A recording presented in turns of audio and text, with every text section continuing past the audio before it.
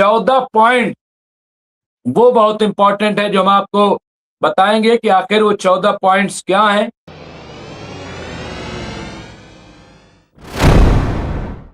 और आपको हम अपडेट कराएंगे जो मौजूदा सूरत हाल है, क्योंकि कल हम सब इस बात के मुंतजिर थे, इंतजार में थे कि कोई डील हो जाएगी।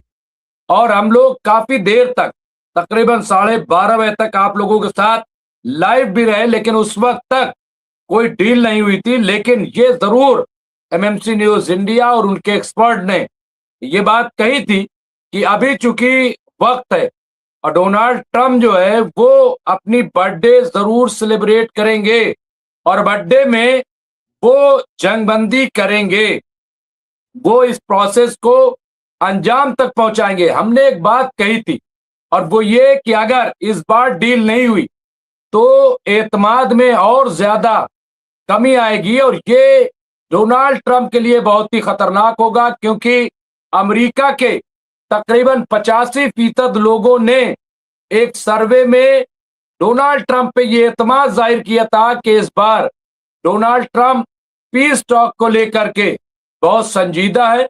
वो एमओयू में साइन करेंगे और एक रास्ता निकालेंगे, जो क्राइसिस है अमेरिका के अंदर वो क्राइसिस दूर करेंगे। और वही काम आखिरकार डोनाल्ड ट्रंप ने किया और ये पीस डील हुई, पीस डील आखिर हो गई। और इसमें देखिए, अब हम ये नहीं जानते कि किसका क्या, अभी बहुत सारी चीजें जो बड़े बड़े मीडिया लिख रहे हैं वो ये लिख रहे हैं कि इसमें ईरान की जीत हुई है, ईरान सेलिब्रेट कर सकता है, क्योंकि जो बड़े मुद्दे थे, जो बड़ी शर्तें थी, यानी पीस डील हुई, लेकिन अभी स्टेट ऑफ हॉर्मुज वो ईरान के ही कब्जे में रहेगा। ईरान ही उसको अपने तौर पर धीरे धीरे उसको खोलेगा। वहां बहुत सारी प्रॉब्लम्स हैं उन तमाम चीजों को।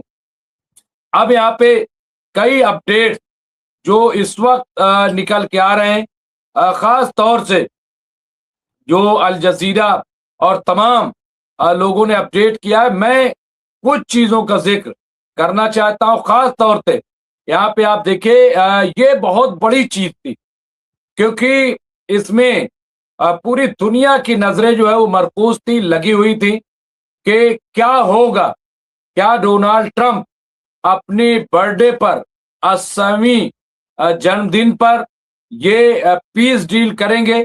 एक उम्मीद थी, जब हमने कल ग्रुप कैप्टन उत्तम कुमार देवनाथ जी से बात की थी तो उन्होंने भी कहा था कि अभी अमेरिका में संडे जो है वो चूंकि वहां 12 घंटे बाद तक रहता है, तो अभी टाइम खत्म नहीं हुआ। ये कल मैं जब दोपहर बात की थी शाम में ग्रुप कैप्टन से, तब ये बात की थी। फिर उसके बाद हम लोगों ने जब रात लाइव किया तब भी ये बात आई थी, एडवोकेट राशिद रिजवी साहब और फिरोज बख्त अहमद साहब से भी मेरी बात हुई थी, और वही हुआ कि आखिर में ये डील हुई है।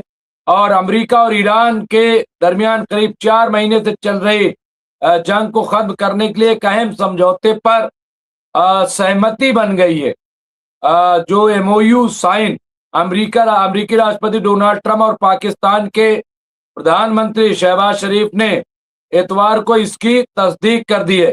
ट्रंप ने पुष्टि की है। ट्रंप ने अपने सोशल मीडिया प्लेटफॉर्म पर बताया कि अमेरिका और ईरान के दरमियान समझौता पूरा हो गया है। उन्होंने कहा कि अब स्ट्रेट ऑफ हॉर्मुज को दुनिया के सभी जहाजों के लिए खोल दिया जाएगा और ईरानी बंदरगाहों पर लगी अमेरिकी नौसैनिक नाकेबंदी को फौरन हटा लिया जाएगा। तो ये देखिए, ये बड़ा ऐलान है। हालांकि अभी बहुत सारी चीजें आनी बाकी हैं, लेकिन ये अपने आप में एक बड़ा ऐलान किया गया। इस मामले में पाकिस्तान और कतर ने मीडिएशन का किरदार अदा किया।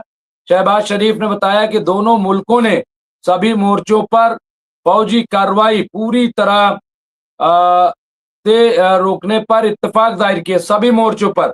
इसमें लेबनान भी शामिल है, जिसे लेकर पहले काफी तजाद थे, मतभेद थे।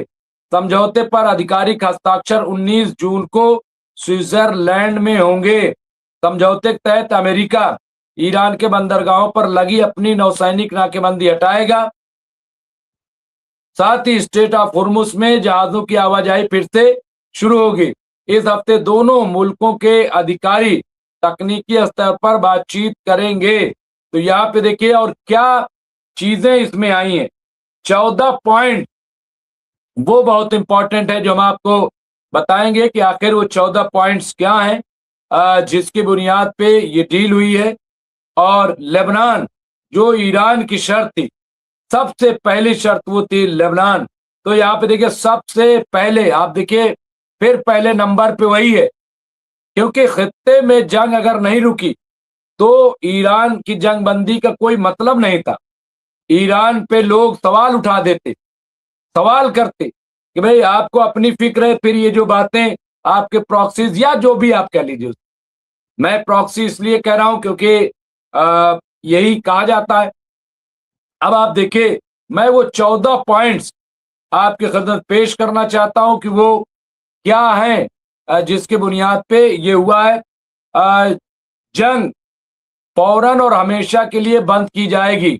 इसमें लेबनान का मोर्चा भी शामिल होगा। नंबर एक, हमेशा के लिए याद रखिएगा, जंग फौरन और हमेशा के लिए बंद की जाएगी। यानी ऐसा नहीं कि 1 महीना 2 महीना और फिर हमला करोगे, हमेशा के लिए। और लेबनान भी इसमें शामिल होगा। ठीक है, लेबनान का मोर्चा। नंबर एक, अमेरिका ईरान के अंदरूनी मामलों में दखल नहीं देगा।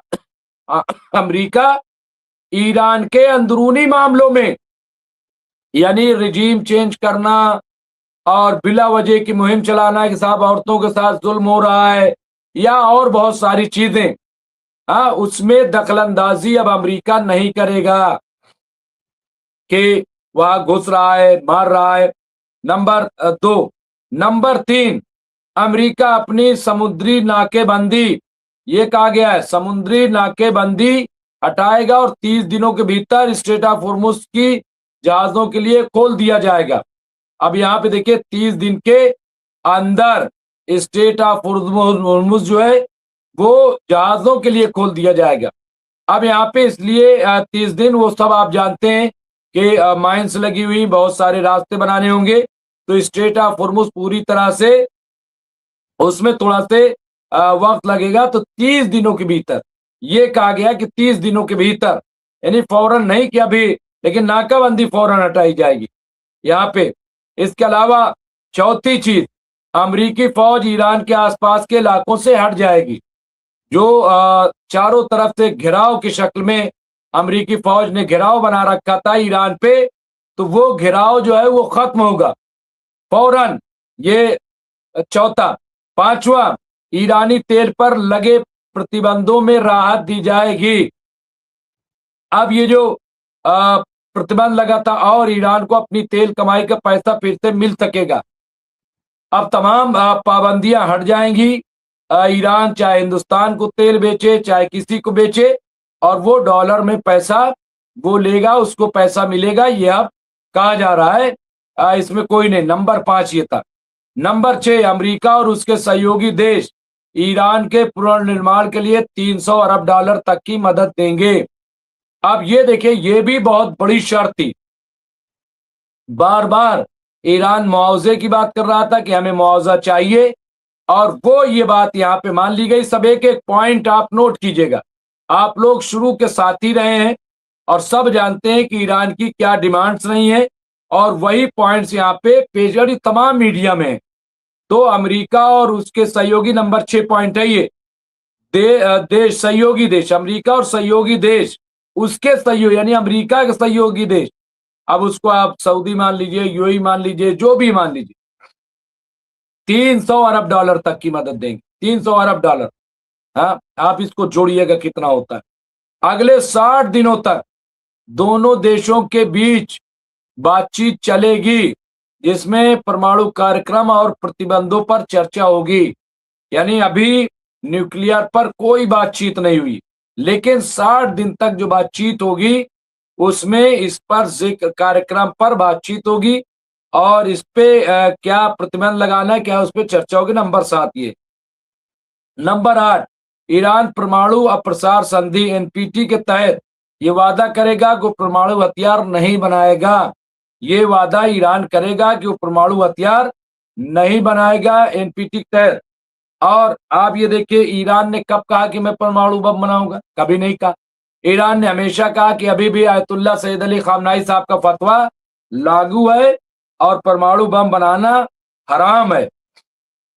तो उसे भी ईरान को मानने में कहीं कोई प्रॉब्लम तो थी नहीं। तो ये चीज है। नंबर 9, बातचीत के दौरान अमेरिका कोई नया प्रतिबंध नहीं लगाएगा। यानी जब बातचीत हो रही है तो ऐसा नहीं होगा, क्योंकि अमेरिका ही बहुत करता है, बातचीत भी हो रही है और प्रतिबंध भी लगा रहा है, नए नए कानून बना रहा है, तो ये नहीं होगा, ऐसा नहीं किया जाएगा। नंबर 10, बातचीत के दौरान अमेरिका ईरान के खिलाफ कोई नई फौजी कार्रवाई नहीं करेगा। ये इसलिए शर्त बहुत इंपॉर्टेंट थी क्योंकि ये 2 बार हो चुका है, 3 बार, कि जब भी बात शुरू हुई ये हमला कर देता है ईरान, अमेरिका। जून 2025 में 12 जून याद होगा, बातचीत 5वें राउंड में दाखिल हो गई थी, लेकिन इजराइल ने हमला किया, बाद में अमेरिका भी शामिल हुआ। इसी तरह से बातचीत 2 राउंड की पूरी हुई थी। फरवरी, इसी साल फरवरी, 28 फरवरी को हमला हो गया, जिसमें आयतुल्ला सैयद अली खामनाई साहब को शहीद कर दिया गया और कई लोग मारे गए। तो ये आप देखिए, और फिर अभी जब बातचीत चल रही थी तो छोटे मोटे फिर अटैक हुए। हाँ, तो अब ईरान ने कहा कि ये बिल्कुल कोई फौजी कार्रवाई अमेरिका नहीं करेगा इसके तहत। नंबर 11, ईरान की 24 अरब डॉलर की फ्रीज की गई संपत्ति चरणबद्ध तरीके से वापस की जाएगी। यानी सिलसिलेवार 24 अरब डॉलर की फ्रीज, और है तो बहुत, लेकिन 24 यहाँ पे बताया गया 24 अरब डॉलर की, और ये सिलसिलेवार तरीके से 24 अरब और उधर 300 अरब।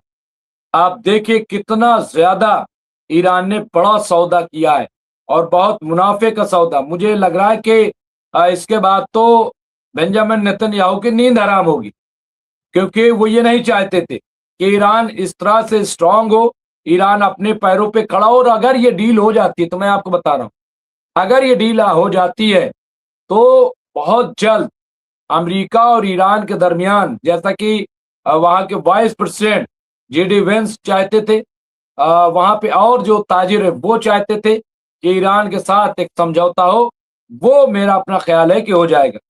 समझौते का 12 यहाँ पे नंबर 12 पे हम आ रहे हैं कि समझौते का पालन हो रहा है या नहीं, इसकी निगरानी के लिए एक व्यवस्था बनाई जाएगी। यानी एक टीम जो है इंटरनेशनली, जैसा कि ईरान ने डिमांड की थी कि भाई इस पे पालन हो रहा है नहीं हो रहा है, और उसमें ये सब नहीं रहेंगे चंगू मंगू, उसमें बड़े मुल्क शामिल होंगे, ऐसा मुझे लग रहा है। अंतिम समझौते को संयुक्त राष्ट्र सुरक्षा परिषद यूएनएससी की मंजूरी दिलाने की कोशिश होगी कि जो बातचीत है उसको संयुक्त राष्ट्र सुरक्षा परिषद से मंजूरी मिल जाए। बहुत अहम पॉइंट। नंबर 14, ईरान के मिसाइल कार्यक्रम और उसके समर्थित प्रॉक्सी संगठनों के मुद्दे इस बातचीत का हिस्सा नहीं होंगे। अब आप बताइए इसमें बचा क्या है? इसमें सारी चीजों को तकरीबन ईरान ने अपनी मर्जी के मुताबिक समेट ली। कोई ऐसी चीज नहीं बची जो इसमें ईरान ने न समेट। अब कुछ मुद्दे जो अनसुलझे भी बताए जा रहे हैं कि भाई वो सुलझे नहीं। मसलन परमाणु कार्यक्रम को लेकर समझौते में कहा गया कि ईरान के जो इनरिच आला सतही जो भंडार है उसको खत्म किया जाएगा और उसकी निगरानी के लिए सख्त व्यवस्था बनाई जाएगी। अमेरिकी अधिकारियों का कहना है कि इससे मिडिल ईस्ट में लंबे समय तक शांति बनाए रखने में मदद मिलेगी। हालांकि इस मुद्दे पर दोनों देशों के बयान अलग अलग। अभी इस पे चर्चा होगी ना, ये पॉइंट शामिल है, मैंने आपको बताया कि ये पॉइंट शामिल है, और ये बातचीत जो 60 दिन की बातचीत होगी उसमें तय होगा कि ये इनरिच यूरेनियम का क्या किया जाएगा, किस तरह से इसको रखा जाएगा। तो इसलिए अभी अलग अलग की कोई बात ही नहीं है, मैं अपना समझता हूं। कि इसमें बहुत गुंजाइश है, बहुत सारी गुंजाइश। इसके अलावा और देखिए, यहाँ पे अमेरिका का पक्ष, जो अमेरिकी पक्ष का कहना है, वो क्या कह रहा है कि यूरेनियम को नष्ट किया जाएगा, जबकि ईरान का कहना है कि उसे अपने मुल्क में ही संवर्धित रूप में रखने की अनुमति मिलेगी। यानी अपने अपने अपने अपने तरीके से अभी इस पे बात हो रही है, इस पे चर्चा हो रही है। अब जाहिर सी बात है कि अमेरिका चाहेगा कि जो वो चाहता है वो, इस पे काफी हद तक हम ईरान को इसमें अपनी तरफ ले आए। अब ईरान चाहेगा कि हम कोशिश करें कि किसी तरीके से इसको बचाएं और अपने तौर पे अपने उस पे ले आए। ये एक चीज है, ये समझौता अभी अंतिम शांति डील भी नहीं है। ये एक प्रारंभिक समझौता MOU है, जिसके बाद अगले 60 दिनों तक एक लंबी बातचीत होगी। ईरान के उप विदेश मंत्री काजिम, यहाँ पे उन्होंने साफ कहा है कि वो पहले देखेंगे कि अमेरिका अपने वादों को पूरा करता है या नहीं, उसके बाद ही अंतिम यानी हतमी समझौते पर आगे बढ़ेंगे। और मुझे ऐसा लगता है कि अमेरिका के पास कोई और रास्ता नहीं है, कोई और चारा नहीं है। मैं कोशिश करूंगा कि हमारे साथ राशिद रिजवी साहब जुड़ जाएं, हालांकि बहुत सुबह है। अगर वो जुड़ेंगे तो हम उनसे कुछ और बातचीत करेंगे कि इसके मानी क्या है, ये कितनी बड़ी ये डील साइन हुई है, हम जानने की कोशिश करेंगे। और यहाँ पे देखिए कि क्या कह रहे हैं अब, यहाँ पे अमेरिकी उपराष्ट्रपति JD वेंस ने कहा कि वो स्विट्जरलैंड में होने वाले हस्ताक्षर समारोह में शामिल हो सकते हैं। उन्होंने ये भी इशारा दिया है कि डोनाल्ड ट्रंप भी अंतिम समय में समारोह पहुंच सकते हैं। हालांकि सुरक्षा कारणों और फ्रांस में होने वाले G7 सम्मेलन के कार्यक्रम की वजह से अभी इस पर आखिरी फैसला नहीं हुआ है। अमेरिका की सीक्रेट सर्विस आमतौर पर राष्ट्रपति और उपराष्ट्रपति को एक साथ विदेश में होने वाले कार्यक्रमों में भेजने से बचती है। ऐसा सुरक्षा कारणों से किया जाता है। इसी वजह से अमेरिका ईरान समझौते पर हस्ताक्षर के कार्यक्रम में ट्रंप या JD वेंस में से कोई एक शामिल हो सकता है। दोनों एक साथ आने की संभावना कम है। तो अब यहाँ पे देखा जाएगा कि कौन जाएगा कौन नहीं जाएगा। लेकिन एक चीज तो तय है कि ये एक बड़ी डील हुई है, बहुत इंपॉर्टेंट डील हमें ये मिल रही है। और मुझे लग रहा है कि इससे ईरान को एक बड़ी राहत मिली है। और ईरान को शायद इस बात का अंदाजा था कि ये डील फाइनल हो जाएगी, क्योंकि ईरान को ही आखिरी फैसला लेना था, ईरान को ही तय करना था। मैं ये बात क्यों कह रहा हूं? मैं इसलिए कह रहा हूं क्योंकि जिस तरह से आयतुल्लाह सैयद अली खामनाई साहब की आखिरी रस्मात, तशयीह जनाजा, वो जो यहाँ पे हम देख रहे थे, तो वो 9 जुलाई को रखी गई। इसलिए मुझे लग रहा था कि ये इसमें कहीं ना कहीं ये चीज शामिल हो जाएगी और ये आखिरी जो है रूप ले लेगा। और वही हम देख रहे हैं कि ये अच्छा, अगर पता ना होता ईरान को तो 9 जुलाई की तारीख क्यों रखी जाती? 9 जुलाई की तारीख क्यों रखी जाती? तो यानी ईरान को इस बात का अंदाजा हो गया था, क्योंकि ईरान को फैसला लेना था और इसलिए, और चूंकि तैयारी भी करनी है, तैयारी भी करनी है, तो इसलिए पहले ही से ईरान ने इस बात को ऐलान कर दिया कि भाई 9 जुलाई को तदफीन होगी। और इसीलिए अभी तक तदफीन हुई नहीं थी, क्योंकि हालात खराब थे, कब क्या हो जाए पता नहीं।